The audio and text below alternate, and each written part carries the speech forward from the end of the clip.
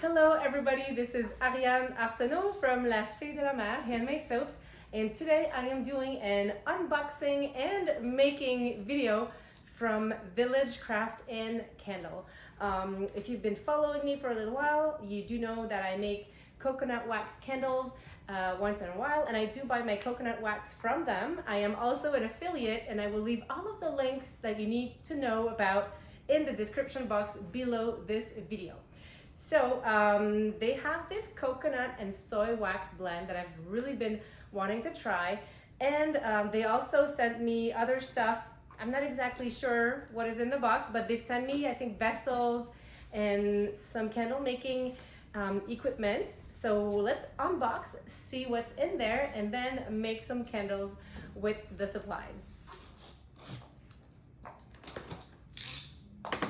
If you've ever heard about Village Craft and Candle, they do have a soy wax called the Freedom Wax, and this one is called Freedom Coconut Wax. I did go online and look it up, and it does have some soy. So I guess like the coconut will add like this smoothness to the wax, and the soy will give some of the firmness that holds the wax together. Most coconut waxes usually have other waxes blended in them, either soy or palm or paraffin. This one is an all-natural coconut wax. So I'm really intrigued about testing it out, because I'm always looking for all-natural waxes that perform well. Let's take a look at the texture of this wax. First of all, I can see that it comes into pellet forms, which is nice, really easy to handle. Many of the coconut waxes that I've tried, either the Cocoa 83 or Cocoa Apricot, they all come in slabs, and I love flakes or pellets.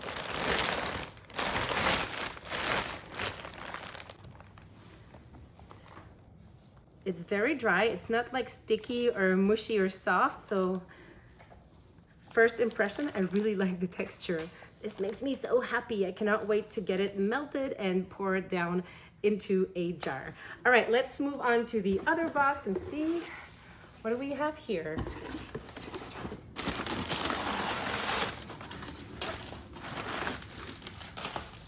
Okay, so I got a bottle of watermelon wedges fragrance oil, and nothing has leaked, very well packed. So watermelon wedges. It does smell like watermelons. And then here, what's this?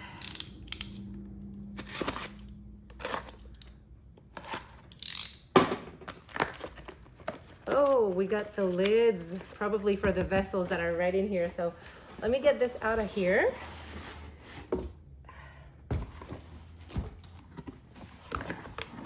Oh, I think I opened the box. No, it's not upside down. It's the vessels that are.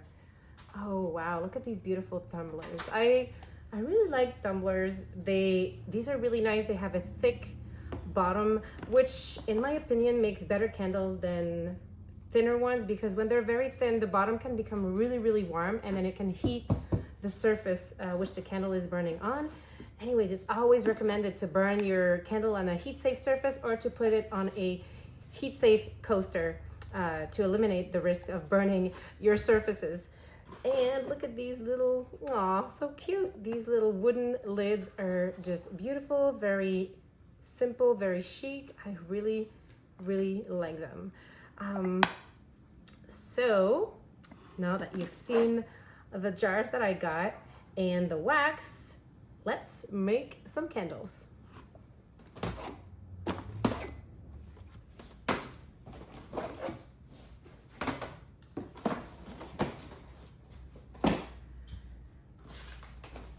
So the first step is probably to get my wax melted, but I do have an appointment this afternoon. So the first thing I'm gonna do today, rather than melting my wax, is just cleaning out the vessels and then making sure they're dust-free and all clean. And the way that I do this, I use a 70% rubbing alcohol spray, and I just spray a little bit in each candle. And I mean, you could do this with water, it just takes longer to dry. And then I use a microfiber cloth, and then I just wipe each candle down. So this removes any dust, anything that would be oily. I will be gluing my wicks to the bottom once I make these candles, and I want to make sure that either my wick sticker or my glue will stick on the bottom very well so that I don't have a wick on the loose when this candle burns down.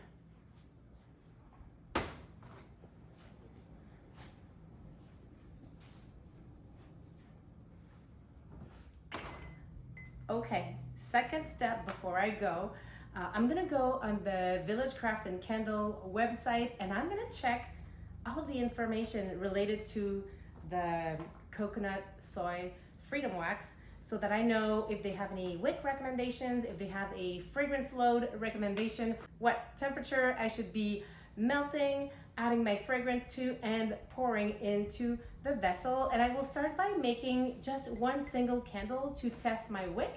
And then once I have a good result, we will be making a whole bunch of candles. But in this video, I'll be making one candle, and I'll show you how I do my wick testing, which is pretty simple actually. Okay, I am ready to pour this test. So let's do a little candle math together. So what I do, I know this is probably gonna hold 200 grams of melted scented wax.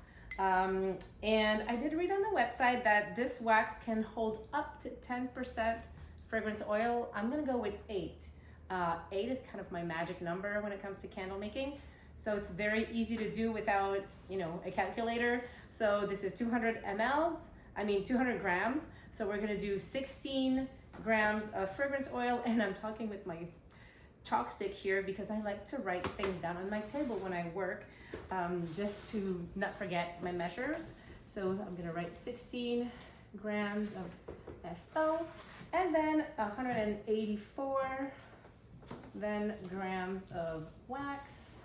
And of course, we're gonna use the watermelon wedges fragrance oil. This is gonna be a summer candle, and we're just gonna leave it white for now. So I'm gonna take my melting pitcher, and I'm gonna pour some wax in there.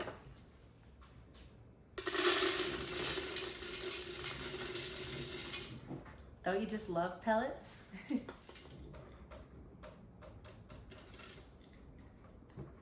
Okie dokie. I really like these metal stirring spoons when I make candles, because if I melt my wax, I can leave them in and I'm not worried that they're gonna be melting because they're not plastic. So I'm gonna use a direct heat source to melt this today. When you do this, always stay near your wax. Do not leave it unattended. Wax is, oil-based, and it can catch fire if you overheat it. So stir and monitor constantly when you do this. When making a test candle like this, I do use the direct heat method. It's faster, and also my wax melters are too big to melt a little quantity of wax like this. But when we do make bigger productions, we do work with 2 of these melters, and these are from Stanley Handcrafted. The wax has melted. It is at 170 Fahrenheit, and the pour recommendation is at 160. So I'm gonna wait just a little bit. We're gonna add the fragrance oil and pour directly into a jar without any wick. When making a small batch or just one candle, sometimes it's hard to pour out of these bottles without making a mess. So use a chopstick and lean it against the rim of your bottle, and then gently pour so that the fragrance oil glides down that chopstick. Now we're adding 16 grams of the watermelon fragrance oil.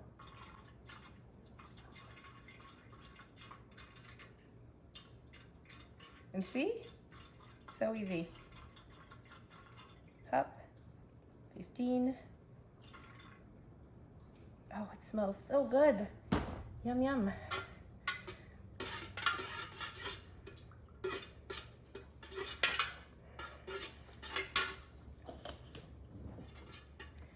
Now, I'm not sure how long I have to stir this before pouring, but most soy waxes require 1 to 2 minutes of stir, while coconut waxes usually require less time. So I'm gonna go for around a minute, and then I'm gonna take the temperature and pour.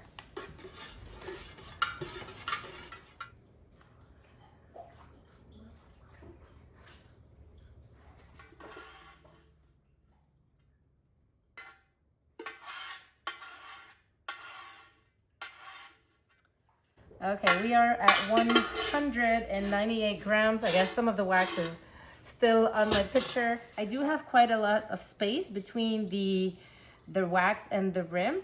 I think if I remake these, I would probably fill them a little more, maybe at 210, 215. So, but this is a good test anyways. I'm gonna let this harden up, and then I will come back once it's set to add in my wig and show you my test tricks.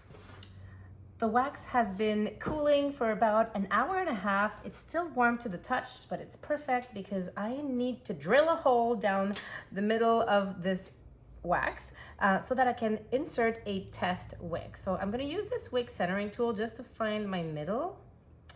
This looks good. And using a skewer, I'm just gonna make a hole all the way down, just like so.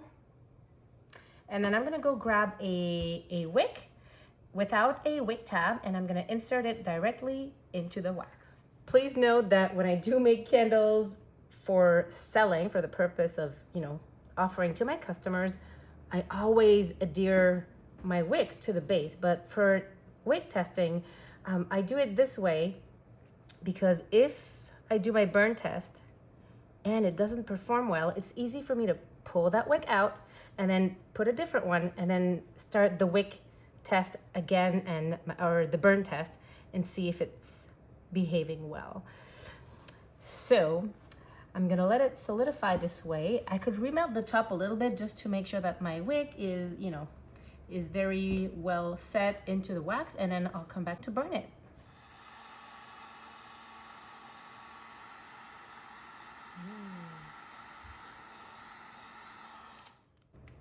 And voila, just like so. So we have a little bit of bubble action right here.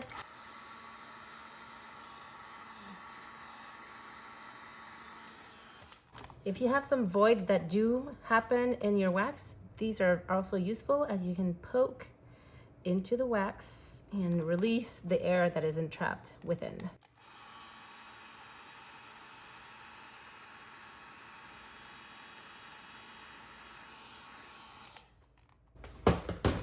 All looks good, and I will be back tomorrow. Finally, I did let this candle harden up and cure for a good week.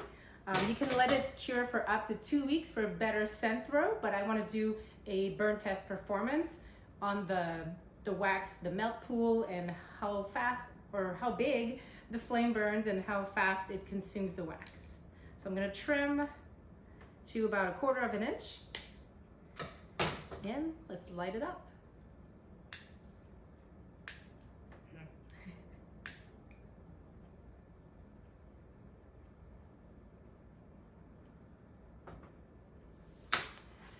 When you make candles, the most important thing is to test your candles. You do not want to be selling a candle made with a wick, a wax, and a fragrance that you've never used before. You want to make sure that your candle is safe. So before pouring 12 jars, I make one because this is a new vessel, this is a new wax, and a new fragrance oil. So I'll be back in a couple hours and show you how it behaves.